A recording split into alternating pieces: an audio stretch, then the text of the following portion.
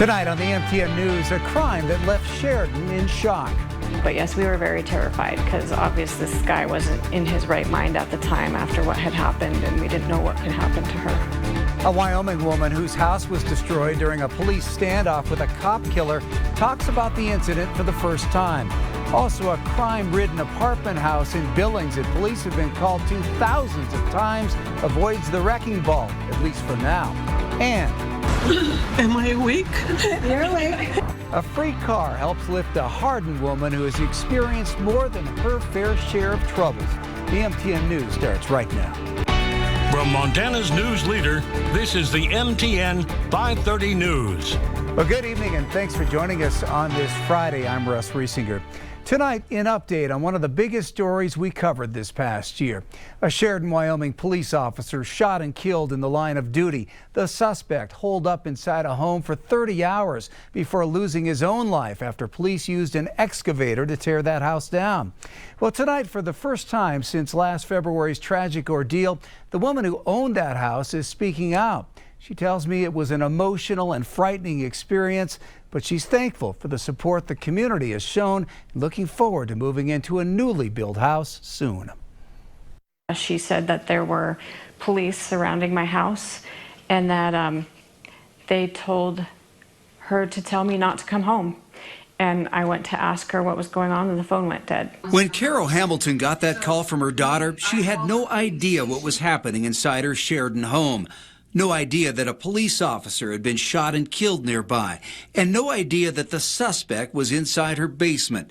But she knew one thing. We were freaking out. We knew that my mom was in the house, and she says it took 2 frantic calls to police, letting them know that her 80-year-old mom was upstairs before they finally called for her to come out. Finally, we did get my mother out, but yes, we were very terrified because obviously this guy wasn't in his right mind at the time after what had happened, and we didn't know what could happen to her. By then, she was finding out more about why police had surrounded her home and were keeping her and everyone else 2 blocks away. The man holed up inside, William Lowry, had shot and killed Police Sergeant Nevada Krinky while the officer was attempting to serve a trespassing notice. You know, that's very frightening, and so there was a lot of people that were affected.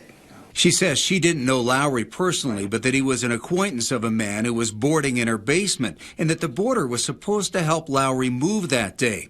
The standoff would continue for 30 grueling hours. I was concerned about my dogs, and I really wanted to get them out of there.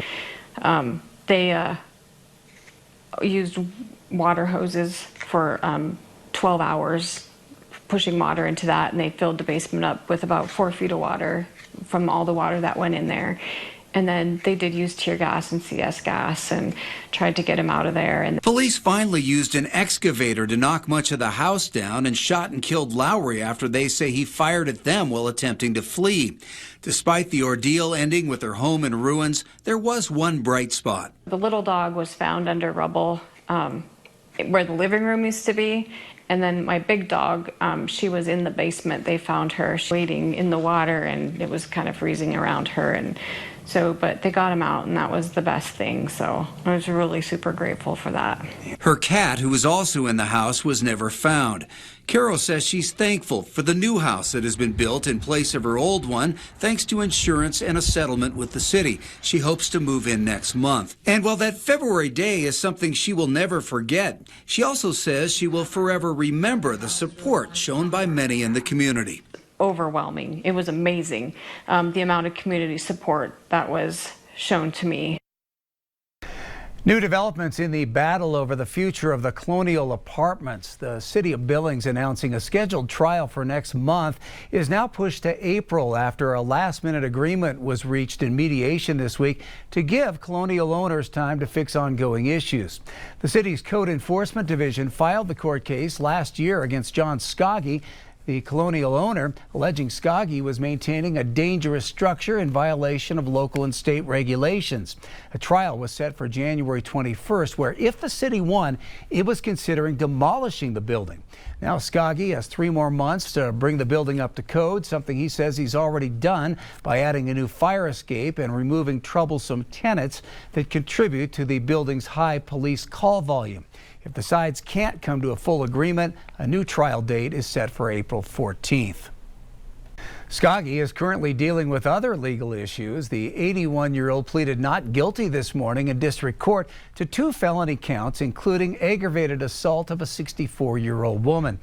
Court documents allege Skaggy pushed the woman downstairs back in August at a residence he owns, causing her to break her hip. Prosecutors allege Skaggy then left the woman alone and did not get her medical attention. The woman's daughter says she found her severely injured, sitting in a chair where she'd been for 10 to 12 hours. She's been in a rehab facility ever since. Skaggy's bond was set at $100,000. Also in Yellowstone County Court this morning, a large group gathered to weigh in on the future of a new Shepherd landfill that's slated to open in the new year. Pacific Steel is building that facility to deposit auto shredder residue, but opponents have sued the Montana Department of Environmental Quality, saying they didn't do enough to study the potential environmental impacts. Our Matt Carmack reports. For many Yellowstone County residents, it was a frustrating and disappointing afternoon as Judge Mary Jane Kinsley ruled to postpone a follow-up hearing in the spring. Stop the Shepherd Landfill is a community group of all volunteers that are worried about their community. It was a sea of yellow ribbons inside the Yellowstone County Courthouse Friday, a sign of solidarity in a fight over a proposed automobile waste landfill. This 320-acre project, approved by the Department of Environmental Quality, is set to become a repository for tens of thousands of tons of shredded auto waste. Seeing the entire public area packed with yellow ribbons or yellow shirts was very motivating. The goal of the Stop the Shepherd Landfill movement, to revoke a license administered by the Montana DEQ to Pacific Steel and Recycling, and to prevent operations from starting in January. You can't destroy the environment. And that's exactly what the Montana Constitution says you are.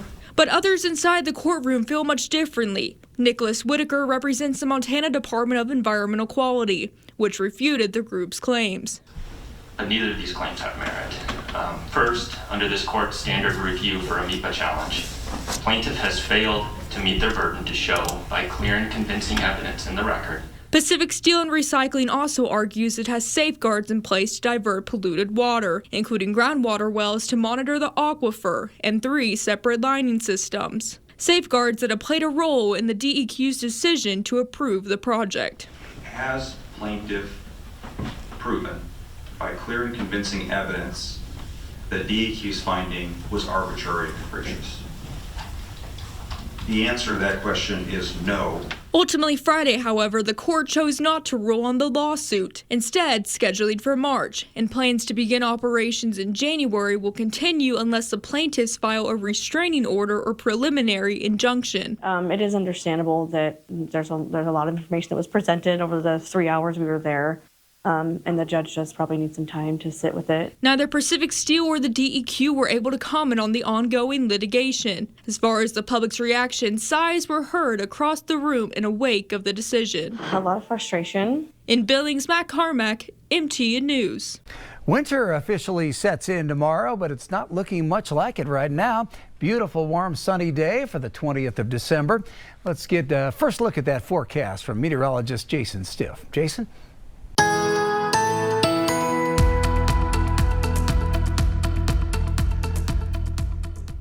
Now for this final day of fall, it certainly didn't feel like it. We went out with a bang temperature-wise. We start off in a fairly seasonable way with a chilly low of 22, only 4 degrees warmer than average. But look at this, tie a record high from 1941 of 58 degrees. That's pretty amazing, but we're not done with the unseasonably mild weather yet. Our complete 7-day forecast for the first week of winter coming up in just a few minutes.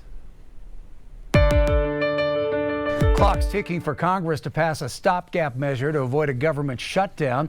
Late this afternoon, the House approved legislation that would keep that from happening after Republicans stripped a provision sought by President-elect Trump to suspend the federal debt limit. That bill passed 366 to 34.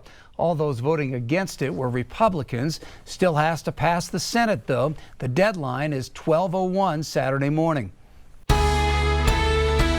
Official, Montana will soon have a new state park, the state's first new park in 3 years. This afternoon, the Montana State Parks and Recreation Board approved the acquisition of the 109-acre parcel of land near the confluence of the Missouri and Judith Rivers, which will now be donated to the state.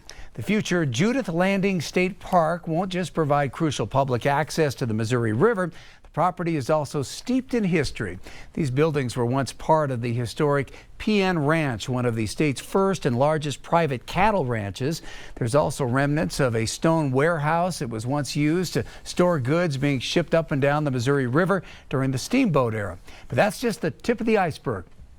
It began millennia ago with indigenous people who inhabited that land for decades and decades and generations. And important treaties were held there. And then following that, there was also dinosaur discoveries, the first military camp in Montana, and it was also an important stop on Lewis and Clark's journey west. And make sure to join us this coming Sunday at 10 p.m. as we show you more of this land set to become Montana's 56th state park. We'll also tell you more about the park's connection to Montana's ranching history as part of our weekly Montana Ag Network report.